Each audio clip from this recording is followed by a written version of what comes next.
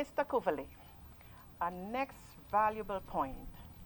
As you said earlier, the Dutch ministry requested you to come back home and be part of establishing our mental health care, not only here on Statia, but on our neighboring sister island, Saba.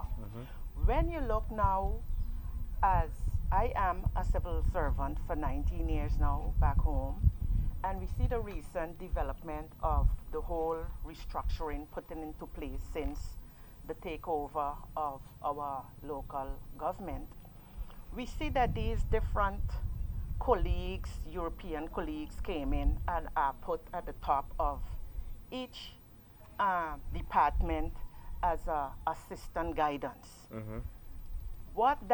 How do you see that in your opinion, with all of us going abroad, getting our education and coming back to contribute to our island and seeing this? Okay. Again, I will have to still analyze and differentiate based on that question to what I said earlier too. Look, like I said, I went away, I educate myself, but I educate myself based on the merits of questioning the system at the same time, because like I said, looking at the images around me and looking at the people who supposed to be the one guiding and building us and governing our island, there were always white images in mind where I'm concerned. So at an early age, as a child, I was questioning myself and questioning my parents how it is so that all of these images around us are predominantly white. There's something wrong with that picture. So I went out indeed, and I studied in Europe, but with the view I need to study. Let me put it, when I was studying in Europe, I asked the historian teacher, why you're speaking about Shakespeare and the French Revolution only? What about African history? He said, well, Kenneth, in the prescriptive form of the education is not didn't include African history. But if you really want to know about your history and your ancestors, there's a world of literature and information out there in libraries, etc. I could have taken that as an insult because he's telling me plain, within the design of the prescriptive educational system, African education or history is not included, period. So I said to myself, I don't need to be dependent of the system. I'm going to go out there and do my own study. And so I did my own study, and I continue to do my own study. So that for me is a dynamic process constantly. It never stop. So to come back to your question, yes, a lot of us goes out, educate ourselves. But then when you look at a lot of our people who educate themselves, you can ask yourself fundamentally the question, were they really educated? Because if you go out and you become part of how must I put it? Part of the representative images or person to represent and continue representing in a subtle way colonialism and white supremacy, and you are educated and acting so much to be the white man and woman, then you could question that form of education, which a lot of our people tend to do. They are not taking the Eurocentric education and studying and educating themselves from their own background and history. They are designing themselves as much as white as possible. So there's a problem when those people come back to the island, and I must emphasize, you don't necessarily need to leave the island to educate yourself. Picasso didn't leave Italy, but still he could visionize the world and draw the world broad beyond the village where he was born and remain living in Italy. So it's about your vision and who you are about. So if you are about yourself, you'll have a whole different form of combining the educational system as you get it. Now, like you asked me that question, yes, the Dutch Ministry of Health seconded me down here. Well, they had no choice neither, because when we first had the meeting, I said that we all have to put me in services of the ministry of itself. They said, no, well, we cannot do that. I said, well, you can do it, you just don't want to do it.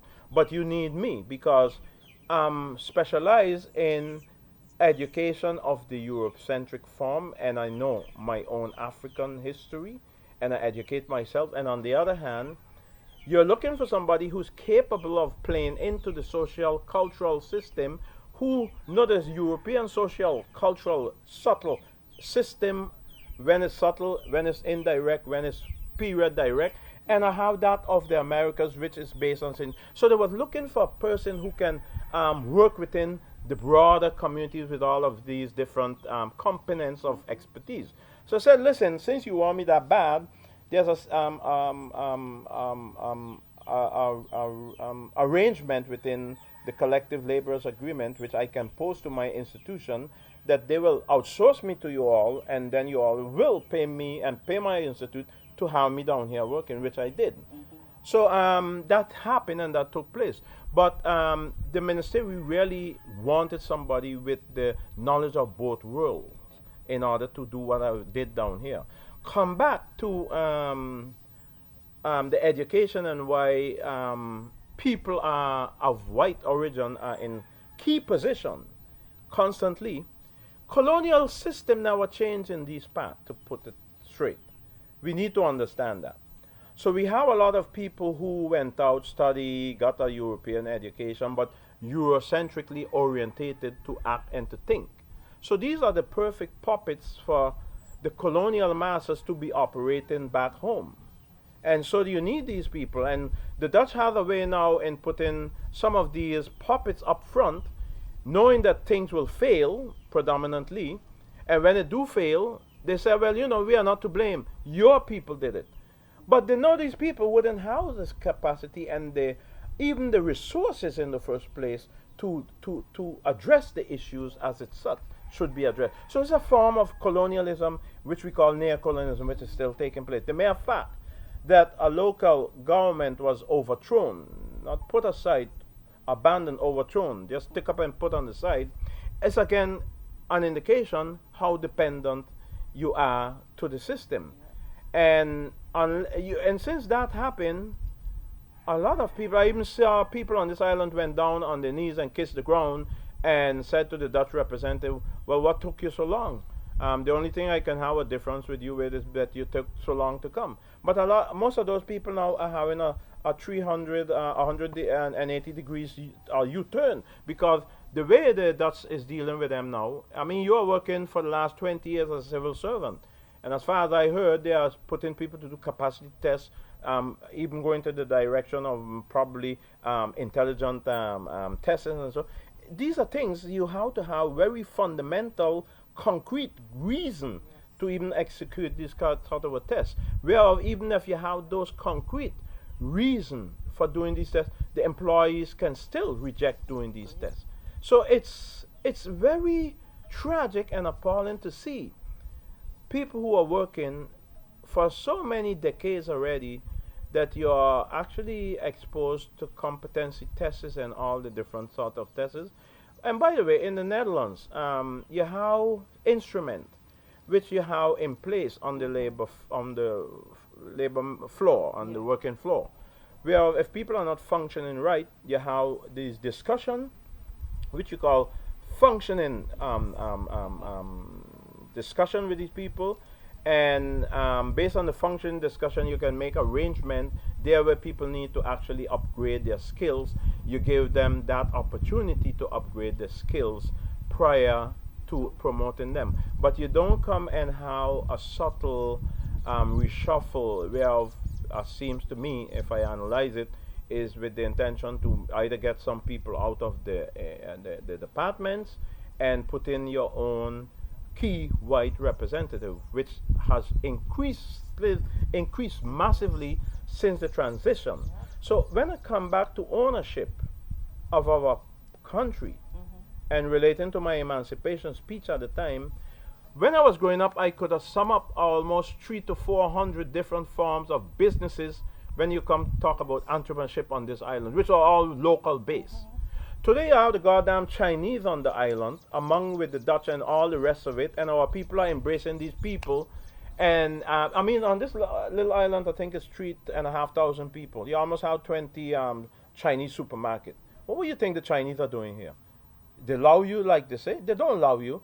The Chinese are exploiting you, and they are insulting you too. They don't even speak English, by the way. They are living on this island, they insult you, and they don't even speak the national language. That does not create labor for local people, which in any other country, if you come from outside and you bring in any businesses, part of a percentage of those employees should be local for local people. This is not the case. They're bringing in their own people who don't speak a word of English. And here they are on this island settling with skyrocketing prices at the same time. So when we talk about colonialism and exploitation, let us be clear on that. It isn't only the European who colonized our ancestors. It was the Chinese, the Asians, and the European, among others. So let's get that straight. Slavery in the modern fashion and exploitation and colonialism continue. By the way, the Chinese are taking over Africa and so much other parts of the world. And if we understand the mechanism what's going on, which a lot of our people fail to understand, because unless you educate yourself and know who you are and accept who you are, you cannot see what your enemy is doing to you, because you're praising your enemy as those who is giving you grace every day. So, we are our biggest enemy in this point in time on this planet. All of that what our ancestors and our forerunners fought for has been gone backward and derailed immensely. So when I speak about ownership within the financial, economical, say, infrastructure of this island, all is owned by outsiders. I guess you all can see the ocean back here with these super tankers. New Star is on the international stage, the fourth biggest multi-oil national. In the US, the second biggest. 65 to almost 70% of her financial capacity is coming from this little island.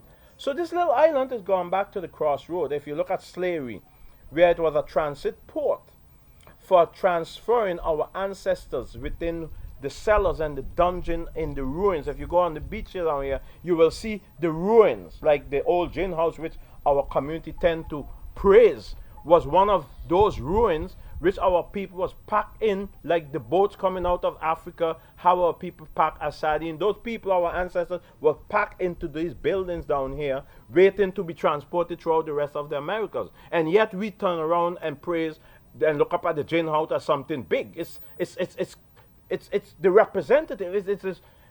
How must I say? Sometimes I get carried away with this discussion, but I'll try and stay rational. It's symbolic for colonialism and slavery, period. And so, again, our people praise these things. So it's an indication our people knows very little or nothing about themselves. Yeah. Mr. Cuvalay, in wrapping up our very interesting chat here this afternoon, as I look back now, it's about, I think, a year and a half that our local government was just disrespectfully thrown aside, cast aside, whatever nice term we want to use. The point is, we have no say.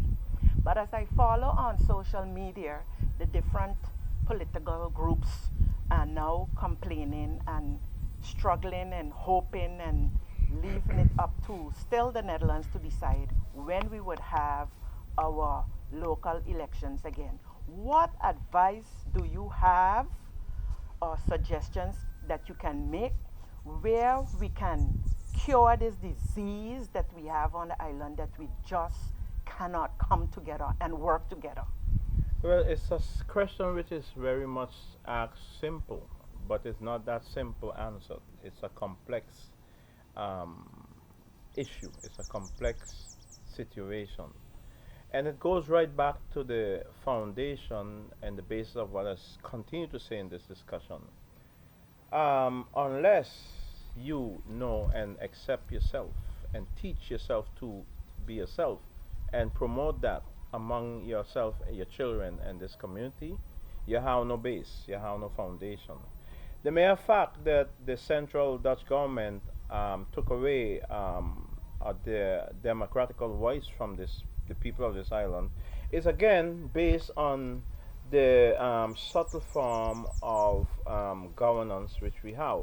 You still live in a colonial situation. Once you are not dependent, and even dependent depends on how you look at it when you're independent, because if you see what the US and the rest of the Western world is trying to capitalize for ages on the Venezuelan oil, for instance, and what they did in Syria, Iraq, and the rest of the world. I mean, this is just a little dot on the map, universe of the map, with 3,500 people who are living in a sort of mental isolation and cannot see beyond the colonial masters. So if you want people to operate, as you asked that question regarding this community, there's a lot of repairing. When we speak about reparation, we speak about repairment too, which means to say we need to repair our mind. As Bob Marley said, mental slavery is worse than the chains around our ankles. Why I said it's so complex is because we are dealing with mental enslavement, which is on your mind. So that's a whole big, it's like a drug. Like take cocaine, for instance. It's an addictive substance in your mind. Not so much your body, but your mind is telling you you need the substance because you want it. So the mindset of our people is like they are addicted to some substance, which is enslavement mentality. So if you want to reverse that, you're talking about targeting the younger generation, because I believe that you have a generation which is back there, you cannot reverse them. So the younger generation which is out there looking for some answers, because a lot of young people, even in my work since I'm down here, socially and culturally, are having this feeling something is wrong, period, but cannot put it into content. So we need to give these younger people direction and guidance as to, based on what they are feeling, and visualizing isn't right. Give meaning to it. We are not doing that. And you speak about the politicians. I don't care which politician group it is. I couldn't care less. All of them, to me, on this island, are the same component of ludicrousy. Because until they understand we are living in a colonial situation, and you have to get up as a one people with one voice and take your plight out of the silence with one voice and put it on the world stage and expose the Netherlands and the rest of the world, nothing is going to change. So even the politician today, since the Dutch executed their authority and took away your democratical voice, which means for the world out there, people are not allowed to vote anymore, nothing ain't going to change, because that's the authority they have. Independent, look, take the British surrounding island. We used to criticize them, call them names. They're the most backward nations. But they're out there independent on their own, striving from day one, and we are yet subject to the getting drowned, but the Dutch is just keeping us not to drown, and we are there surviving, not getting drowned. And we believe that is the way we should be living. So every talk we talk is, well, the Dutch need to do this, the Dutch need to do that, the Dutch how to do, the Dutch don't know how to do shit, period. You are the one how to do. So unless you come out of this submissive behavior and thinking and educate and believe in yourself as a people, look, it's very sad to conclude nothing will change like that. So I will say to you, based on your question of advice, invest in the younger generation who are seeking guidance and content to the things which they are seeing and feeling are not really right. It's not reality to them. And by the way, a lot of young people are accepting the notion too. When I researched community-wise, the notion that they are African. It is the so-called educated middle class. House niggas like Malcolm X differentiate between the two types of blacks. Those who when the master is sick will say, Master, we are sick. And those, when the houses catch on fire, the field nigger will pray for a wind to blow so that the house can burn down and they can actually escape and run and return raging war against their colonial masters. So there are two types of people, and those are the latter group is those who fought furiously to free themselves from the bondage of enslavement, not Wilberforce and Lincoln and all of them. Yeah. So to answer that question, keep focusing on the younger generation. They need direction, vision going forward.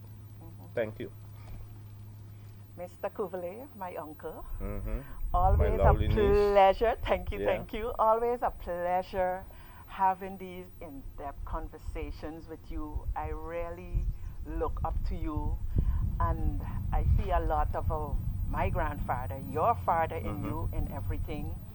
And indeed, I am focused. I came back determined to give my contribution to this island.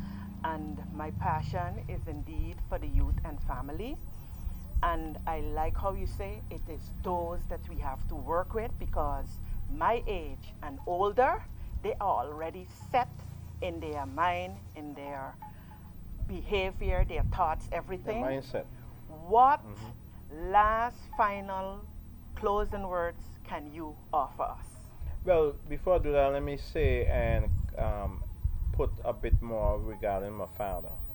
Look, like I said, my father in his time was a very educated man. He used to write to the Minister of Justice at the time when the colonial representative will tend to take away his rights. He will write then to the Queen or to the Minister of Justice. And by the way, at that time, get back conclusive answers too.